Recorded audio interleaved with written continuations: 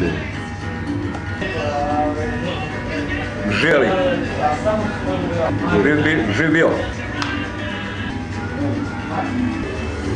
Kojiću, možete nam objasniti taj fenomen Maradona, kokain, droge i najbolji fudbaler svih vremena? Kako to? Odgovorit ću vam jednim kontrapitanjem, a to je da li vi znate gdje se najviše valja droga na tom kontinentu? Pogotovo kokain. Južnoj Americi. Tačno, ali to su Kolumbija, Argentina i to. Maradona je igrao za reprezentaciju Argentine, isto kao i Claudio Caniggia u vreme dok je igrao za Atalantu 91. Uostalom, reći vam, kad je Dinamo igrao sa Atalantom 91. kad je ispao od nje u kupu UEFA, ondašnji Dinamo iz Zagreba iz stare Jugoslavije, tada je za Atalantu igrao Claudio Caniggia. Godinu dana ranije tandem Maradona-Caniggia je uništio Brazil. Kada su Argentinci došli do finala, Brazil je nadigrao Argentinu, a oni ga uništiše. To je bio dupli pas Maradona prema Caniggi, Caniggia završio posao. Što se tog fenomena tiče, pa ko Južnoamerikancima da zabrani i kako možeš ti da kontrolišeš južnoameričku drogu, na koji način? Pa igrač je da je uzme, pa maga glave stelo ili karijere kao Maradona. Posle Maradona se lečio po bolnicama i sve to, i pričao kako to ne valja i sve to, ali on je prvi, zato i kažemo, od Maradone mogu svi da nauče mnogo. Ali ga, ja lično, Maradonu sam smatrao velikim igračem, ali ne i najvećim. Ko je najveći? Pa svi znamo šta je Pele uradio za vreme njegove karijere. Broj jedan, ali njemu rame uz rame mogu biti Gilles Fontaine iz Francuske. To je ista generacija. Oni koji su igrali, pa čak i naš Ekvarac. Ali Maradona je fenomen sam po sebi. Jedan neprevaziženi baš to da je upotrebljava drogu i igra futbol, pa on dade onaj go Englezima Božjom rukom. 86. Bože, a što je napravio drugi problem, svaka mu čast za ono. Ali ono, i prevaranti veliki. Eto, on posle sam kaže, jeste kada je i sam Gary Lineker koji u ulozi reportera otišao kod njega tamo da ga intervjuše baš zbog toga i da se podsete na stara dobra vremena. Tu su emisiju gledao na TV, zato mogu da vam kažem kako je to teklo. Otišao Lineker kod Maradone, da malo se podsjete na to, i kaže Maradona, ja jesam dao go rukom, prevario sam sudiju, ali nisam dakle što sudija nije vidio. U suštini je upravo.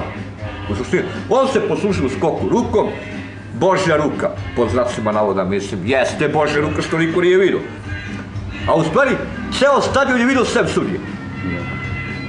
Ceo stadion je vidio sem sudije. Ali sudija je bio tako postojen da nije ni mogao da vidi. Skok igrao onaj, malo se izvemplo iz golmana, on s ruku samo posle oko, ćao, jaci, lopta ušlo u mrenu, zabrinuo svaka čast. Sad, Englezi na vreme se setišu da uvedu Barnesa u igru, koji je mogao da zagorča život Argentincima, tada na 2-1, kad je on umesto loptu letu u mrežu. Kad su Englezi krenuli da spremi ništa. Bez odbrane, izbacili komplet, ono ostali sa šestoricom napadača. I sa Fordom, i sa Barnesom, i sa... Da ne nabrajam ceo tim, ne mogu se setim baš, možda neko izostavim, zato i nešu. Ali, mogu da im zagorča život, ali umesto lopte ulete Barnes u mrežu. Ali, taj fenomen, i da se vratimo malo pređašnju priču sa Linekerom, kad je otišao tamo, Božja ruka jeste, priznajem, ali to je bilo smešno uradio, ali niko Englezima to ne može da vrati. Ali da fudbalske pravde ima, vidilo se i 90. godine. Kada su Nemci savladali Argentince u finalu u Italiji svetskog prvenstva. Nikakva igra, tad je do izražaja isto došao ono bunker sistem. Ali Argentinci nadigraju Nemce, a prime go iz penala u 85. minutu, Andres Deme ga je dao.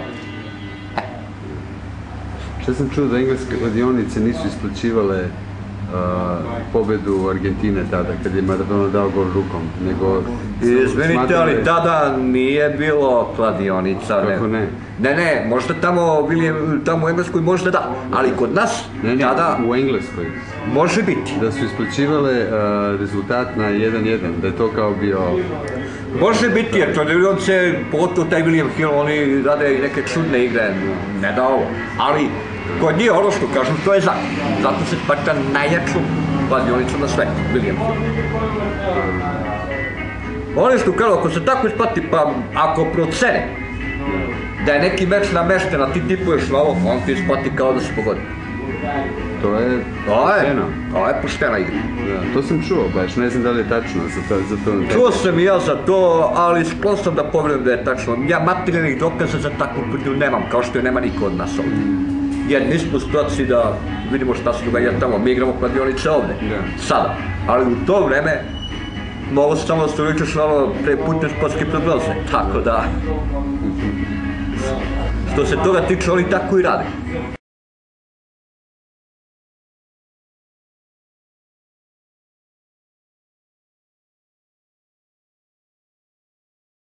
Pa to se može smatrati i u kontekstu toga, zato što i u Nemačkoj se ponekad neki sportista uzme drogu da bi recimo neki to, kako se ono kaže, testosteron, već nisam pričao za to, pokušavam da prođem, ali otprilike znam o čemu se radi.